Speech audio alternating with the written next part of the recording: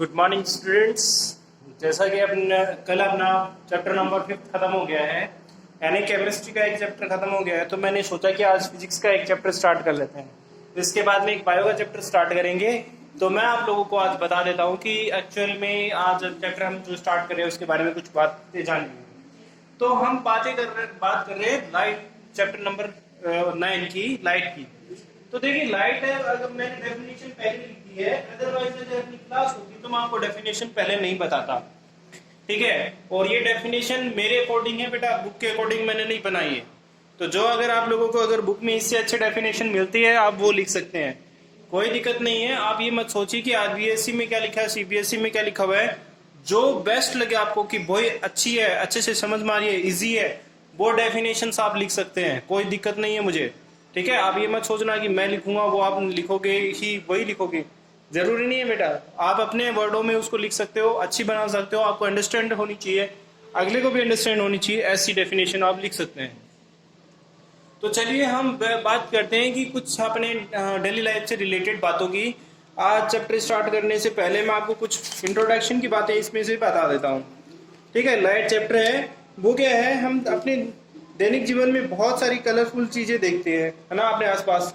उसमें क्या होता है कि सारी चीजें हैं, अगर मान लो हम चीजें देख रहे हैं, वो कोई काली है, कोई मतलब सफेद है, कोई अलग कलर की है, बहुत सारा अलग अलग कलर की होती है, वो हमें दिखाई तो दे रही हैं, ठीक है ना, दिन में तो दिखाई दे रही है। लेकिन अगर रात में एक अंधेरे का रूम हो, मतलब उसमें बिल्कुल लाइट नहीं हो, आस पड़ोस में कहीं दूर दूर तक लाइट नहीं हो, और बोले जाए कि उसके अंदर कुछ सामान पड़ा है जो हमें पता नहीं कि कहाँ रखा हुआ है, और वो सामान हमें लाने के लिए कहा जाए, तो हम क्या ला पाएंगे? मुझे लगता है जहां तक कि हम नहीं ला पाएंगे, क्योंकि हम जाके कहीं ना कहीं टकरा जाएंगे, और हो सकता है कि वो सामान बीच में रखा हो तो उसको ठोकर मार सकते हैं, ऐसा हो जाएगा, ठीक है। तो क्या है, ऐसा हो सकता है। तो क्या है, लाइट अगर रूम में होगी तो हम वो चीज देख पाएंगे जो हमें देखनी है। तो बेसिकली जो अलग अलग कलर के जो सब्सटेंस हमें दिखाई देते हैं डे टाइम में, वो सब किसकी वजह से दिखाई देते हैं? लाइट की वजह से, सनलाइट की वजह से। जब सन की लाइट उन ऑब्जेक्ट्स में गिरती है तो क्या है, कुछ जो है मतलब लाइट है वो ऑब्जेक्ट्स है वो अब्जॉर्व कर लेते हैं, अंदर ले लेते हैं, जिसकी कलर वजह से कलर होते हैं, और कुछ लाइट है वो रिफ्लेक्ट हो जाती है, उसकी वजह से भी कलर बनते हैं।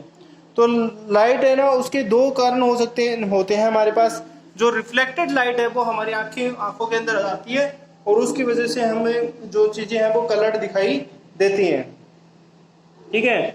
अगर हमें मान लो जो हमारे आई का रेटिना है वो खराब हो जाए, उसमें अगर लेंस है वो खराब हो जाए, तो हमें कुछ दिखाई देना बंद हो जाएगा, ठीक है। अगर हम कोई हमारा जो जैसे हमारे आंखों के अंदर से जो लाइट पड़ती है वो रेटिना के थ्रू हमारे उसके रेटिना से जुड़ी जो नर्व्स हैं वो क्या है, ब्रेन तक पहुंच जाती है। ब्रेन हमें विजुअलाइज करता है कि ये चीज ऐसे कलर की है, ठीक है। ये सब उसके अंदर होता रहता है उसकी वजह से। अब लाइट है वो मतलब हमेशा क्या है, स्ट्रेट लाइन में प्रोपेगेट करती है, चलती है, ठीक है। लीनियर प्रोपेगेशन होता है, रेक्टिलिनियर जिसे कहते हैं, ठीक है। ऑब्क्यू ऑब्जेक्ट्स के अंदर जो है लाइट पास नहीं होती है, ये आप सबको पता है। बेसिकली ट्रांसपेरेंट के बीच में ही लाइट पास होती है, ये आप सबको बहुत अच्छे से पता है। देखो फॉर एग्जांपल, जैसे अगर हम बात करें, देखो ये दीवार है, आपके सामने बोर्ड है, इसके पीछे क्या है आपको भी नहीं पता, मुझे भी नहीं पता, लेकिन यही अगर ग्लास की दीवार बनी होती तो मैं भी देख पाता और आप भी देख पाते, आसानी से देख पाते। तो ऐसा है कि मतलब यहाँ बेसिकली जो लाइट है वो सिर्फ जो ट्रांसपेरेंट ऑब्जेक्ट्स होते हैं या ट्रांसलूसेंट ऑब्जेक्ट्स होते हैं उनके अंदर से पास होती है, ऑब्क्यू ऑब्जेक्ट्स के अंदर से पास नहीं होती है। जैसे अगर मान लो अभी देखो मैं अंदर हूँ तो मुझे धूप नहीं लग रही है, क्योंकि जो ऑब्जेक्ट है बीच में एक छत है जो क्या है, ऑब्क्यू है, उसकी वजह से लाइट अंदर नहीं आ पा रही है, ठीक है। मतलब डायरेक्ट नहीं आ पा रही है, लेकिन मतलब अदर वे से वो कहीं ना कहीं से इंसिडेंट होकर रिफ्लेक्ट बैक होकर के मेरे तक पहुंच रही है। इसी वजह से मैं बोर्ड को देख पा रहा हूँ और आप लोग भी बोर्ड को देख पा रहे हो, है ना, यही कारण है। तो यही मतलब वजह है कि अलग अलग कलर हमें लाइट के ऑब्जॉर्प्शन और रिफ्लेक्शन की वजह से दिखाई देते हैं। जब आप 12th क्लास में आओगे तो क्रिस्टल फील्ड थ्योरी आएगी, वो आपको बहुत अच्छे से तरीके से बताएगी कि कलर क्यों बनते हैं, मतलब लाइट जो अलग अलग कलर के ऑब्जेक्ट्स क्यों बनते हैं, वो सब आपको बहुत अच्छे से पता चल जाएगा उसमें, ठीक है। तो ये सारा कॉन्सेप्ट, ये तो इंट्रोडक्शन था कि हमें लाइट है, मतलब अगर हम बात करें रूम के तो डार्क रूम की, तो डार्क रूम में क्या होता है, हमें कुछ भी चीजें दिखाई नहीं देती हैं क्योंकि वहां कोई लाइट सोर्स नहीं होता है। अगर हमने लाइट ऑन कर दी तो हमें कुछ सब कुछ दिखाई देता है। ये कारण होता है लाइट की रिफ्लेक्शन और अब्जॉर्प्शन की वजह से। ठीक है, तो ये आपको बताया मैंने। अब मैंने डेफिनेशंस लिख दी है, डेफिनेशन के अकॉर्डिंग समझने की कोशिश करते हैं। बेटा डेफिनेशन मैंने लिखी है, मैंने फिर रिपीट कर दे रहा हूँ कि जरूरी नहीं है कि जैसी डेफिनेशंस मैंने लिखी है वैसी ही आप लिखो। आपको अगर इससे अच्छी डेफिनेशन मिलती है, इजी मिलती है, जो आपको लर्निंग करने में आसानी होती है, तो आप वो लिखें, कोई दिक्कत नहीं है मुझे। ठीक है, चलिए आगे स्टार्ट करते हैं। ये मैंने बनाई है डेफिनेशन लाइट की। The way which is provide the facility to see the objects and things are known as the light. I think so easy definition है लाइट की डेफिनेशन लिखना, कि कोई भी चीज है हमें देखने के लिए जो रास्ता, मतलब जो रास्ता हमें, या कह सकते हैं जो तरीका हमें कोई प्रोवाइड करता है, फैसिलिटी प्रोवाइड करता है कोई भी ऑब्जेक्ट देखने या मतलब ऑब्जेक्ट या थिंग्स देखने के लिए, उसे हम लाइट का नाम दे सकते हैं। तो जैसे मैंने बताया कि लाइट है वो क्या करती है, किसी ऑब्जेक्ट पे गिरती है, कुछ जो है ऑब्जेक्ट ऑब्जर्व कर लेता है और कुछ रिफ्लेक्ट कर देता है। ऑब्जर्प्शन की वजह से तो उसका कलर होता है और वो कलर हमें रिफ्लेक्शन की वजह से दिखाई देता है। ये आपको पता चला। चलिए आगे देखते हैं। आगे हमारे पास आ जाता है रिफ्लेक्शन ऑफ लाइट। ठीक है, ये डेफिनेशन मैंने फिर लिखी है, तो आपको अगर इससे अच्छी डेफिनेशन मिलती है तो लिख लेना। ठीक है, when a light rays fall on the surface and after that reflect on the other direction is known as the reflection. देखो अगर मैं ये डेफिनेशन है, इसके अलावा मैं एक डेफिनेशन आपको और बता देता हूँ। The light rays fall on the smooth surface after that reflect back is known as the reflection. ये भी हो सकती है कि कोई भी लाइट रे है वो किसी स्मूथ ऑब्जेक्ट पे गिरे और आफ्टर दैट वो क्या कर जाए, रिफ्लेक्ट बैक कर जाए, अपने पाथ से रिफ्लेक्ट बैक कर जाए, उसे हम क्या कहेंगे, हमें उसे कहेंगे रिफ्लेक्शन। ठीक है, तो बेसिकली आपको बस समझ में आया कि रिफ्लेक्शन क्या होता है। ठीक है, अब क्या बोल रहा है कि रिफ्लेक्शन है बेसिकली दो तरह का होता है, एक होता है रेगुलर रिफ्लेक्शन और एक होता है डिफ्यूज्ड रिफ्लेक्शन। ये देखिए रेगुलर रिफ्लेक्शन और डिफ्यूज्ड रिफ्लेक्शन। अब हम इन दोनों को समझते हैं कि रेगुलर रिफ्लेक्शन क्या होता है और डिफ्यूज्ड रिफ्लेक्शन क्या होता है। जैसे अगर मैं सिंपल सा एग्जांपल दूं, अगर आप सुबह उठते हो, नहा धो करके अपना फेस है वो मिरर में देखते हो, तो आपका मिरर में मतलब अगर मिरर है वो प्लेन मिरर है तो जितना आपका फेस है एग्जैक्टली वो उतना ही दिखाएगा। ठीक है, लेकिन अगर फेस मतलब जो मिरर में थोड़ा सा डेविएशन हुआ, कहीं ना ऊंचा नीचे है, तो कहीं आपको चेहरा बहुत बड़ा और कहीं बहुत छोटा दिखाई देगा। ऐसा हो सकता है कि अगर ये बात आपको नहीं समझ में आती है तो मैं और तरीके से समझाता हूँ, लेकिन आप लोगों को क्या करना है, जैसे मैं समझा तो रहा हूँ लेकिन थोड़ा सा इसके बारे में भी लिखना पड़ेगा। आपकी बुक है उसके अंदर देखिए और थोड़ा सा इसके बारे में एक दो तीन लाइन जरूर लिखेंगे, डिफ्यूज रेगुलर रिफ्लेक्शन के बारे में और डिफ्यूज रिफ्लेक्शन के बारे में भी लिखेंगे। देखिए मैं आपको मतलब ग्राफ से समझाने की कोशिश करता हूँ। देखिए यहाँ जो लाइट रे आ रही है वो एक दूसरे के पैरेलल आ रही हैं और पैरेलल ही जा रही हैं। ठीक है, इसका मतलब क्या है, यहाँ इसका मतलब ये है कि ये क्या है, रेगुलर रिफ्लेक्शन है। एक्चुअल में जितना ऑब्जेक्ट की साइज है उतना ही ऑब्जेक्ट का मिरर इमेज बनेगी। ठीक है, मिरर इमेज बनेगी। ठीक है, ऐसा इसमें होगा, लेकिन इसमें ऐसा कुछ नहीं होगा, इसमें बहुत गड़बड़ होगा। जैसे अगर उसका फेस मतलब अगर कोई अपना फेस देखना चाहता है तो ये उभरा हुआ जो सतह है उस पर देखेगा तो उसका फेस है वो बहुत बड़ा दिखाई देगा, और ये जो फेस छोटा है मतलब नीचे गड्ढा है उसमें देखेगा तो उसका फेस बहुत छोटा दिखाई देगा। मतलब क्या है कि मतलब इसके अंदर तो जो है, देखो आप देख रहे हो कि यहाँ से लाइट आई और सीधी ऊपर चली गई और यहाँ ये जो लाइट गिरी तो वो एकदम फैल गई। तो इसका मतलब है चेहरा बहुत बड़ा दिखेगा और अगर गड्ढे में गिरेगा तो चेहरा बहुत छोटा दिखेगा। कारण यही है कि अगर सतह एकदम प्लेन हुई तो रेगुलर रिफ्लेक्शन होगा और सतह एकदम उबड़ खाबड़ हुई तो क्या होगा, डिफ्यूज रिफ्लेक्शन। दोनों में डिफरेंस क्या है कि जो रेगुलर रिफ्लेक्शन है उसमें तो क्या होगा, जो रेज है वो पैरेलल आएंगे एक दूसरे के। ठीक है, पैरेलल आ रही हैं, इसमें पैरेलल आ भी रही है और पैरेलल जा भी रही है।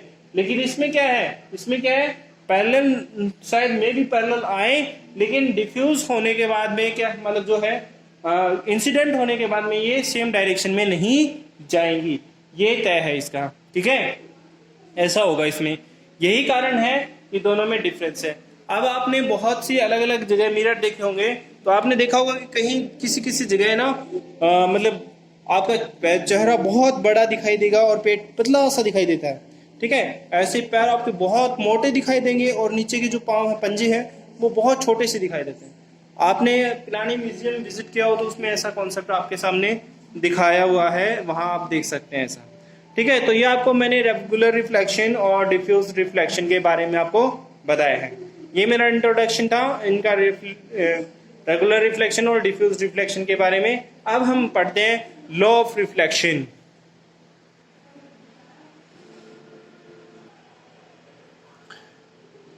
तो चलिए आगे देखते हैं। आगे आगे है हमारे पास लॉ ऑफ रिफ्लेक्शन।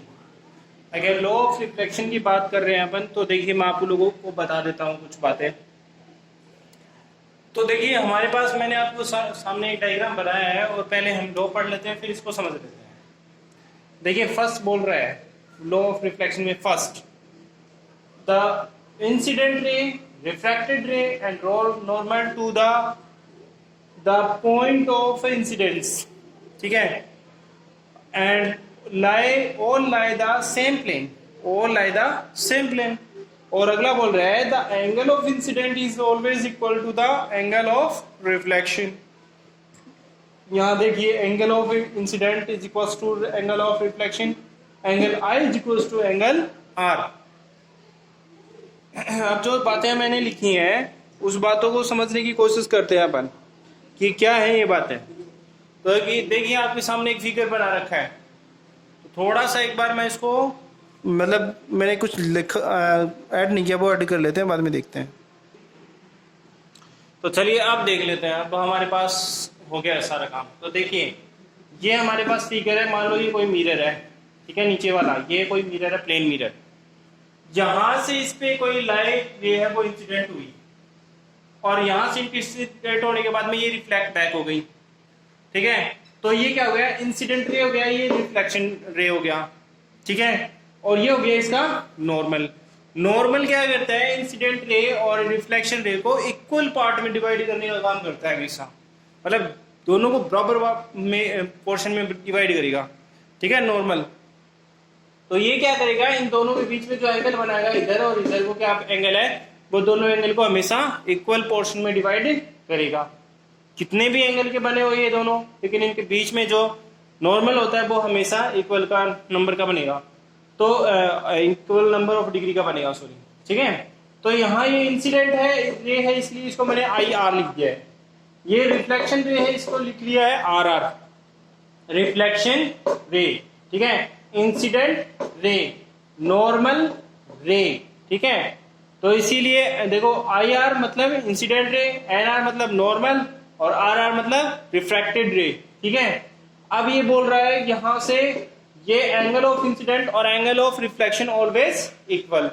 ठीक है, तो यहां से ये पता चल गया कि ये जो नॉर्मल है वो दोनों को हमेशा बराबर पार्ट में डिवाइड करने का काम करेगा। ठीक है, तो हमारे पास नॉर्मल और इंसिडेंट रे, रिफ्लेक्शन रे, ये क्या करेंगे, सेम प्लेन पे लाई करेंगे। देखिए यहाँ बोला इसने इंसिडेंट पार्ट, तो देखिए यहाँ ये इंसिडेंट पार्ट है, तो ये तीनों यही लाई कर रहे हैं। ठीक है, यही तीनों लाई करेंगे और ये दोनों, मतलब इसने बोला कि इक्वल पार्ट में डिवाइड करेंगे, तो देखो ये इक्वल पार्ट में डिवाइड कर रहे हैं। ओके, तो ये हमारे पास क्या हो गया, ये हमारे पास लॉ ऑफ रिफ्लेक्शन हो गया। ठीक है, ये हमने आज का जो कॉन्सेप्ट हमारा वो इतना ही है। ये इंट्रोडक्शन पार्ट था जो मैंने आप लोगों को समझाया। ठीक है, आगे का जो कॉन्सेप्ट है वो हम कल करेंगे। ओके, तो have a nice day everyone and well wish too. ये कंप्लीट कर लेना है आप सभी को अपना होमवर्क, और आप अच्छे से ध्यान देते रहिए। अगर कुछ दिक्कत है, आपको कुछ समझ में नहीं आता है, तो आप मुझे पूछ सकते हैं। जैसे मतलब एक बच्चे ने पूछा है कि मतलब उसको एंटीबॉडीज का टाइप समझ में नहीं आया था, तो एंटीबॉडीज में मतलब टाइप में 5 तरह के थे। तो मैंने बताया था कि उसमें दो तो ऐसा, मतलब एक तो होता है मोनोमरिक होता है और एक होता है पेंटामरिक, और बाकी सारे होते हैं कितने, डायमरिक। ठीक है, ये सब मैंने आपको बताया था। ठीक है, तो वो आपको बताया था, लेकिन एक बार फिर भी मैं उस बच्चे को वापस से रिपीट कर दूंगा। तो आप लोगों को ये समझ लेना है और आपको homework time to time complete करते रहना है। कोई भी मतलब ऐसा नहीं हो कि टाइम पे आप कंप्लीट काम नहीं करेंगे। सभी को अपना काम टाइम पे करना है और मुझे सेंड करना है। अगर आप टाइम पे काम नहीं करेंगे तो आपके लिए कॉम्प्लेक्सिटी बढ़ जाएगी, क्योंकि मैं आपको पता है कि अभी तक मैंने पांच पांच चैप्टर करवा दिए हैं। उससे ज़्यादा ही मैं आप चैप्टर अब करवा दूंगा आप लोगों को, क्योंकि अभी तक मैंने बहुत ज़्यादा चैप्टर करवा दिए, तो अब थोड़ा स्पीड बढ़ानी पड़ेगी और भी ज़्यादा करवाऊंगा। तो आप लोगों को ध्यान रखना कि टाइम टू टाइम काम कंप्लीट होना चाहिए।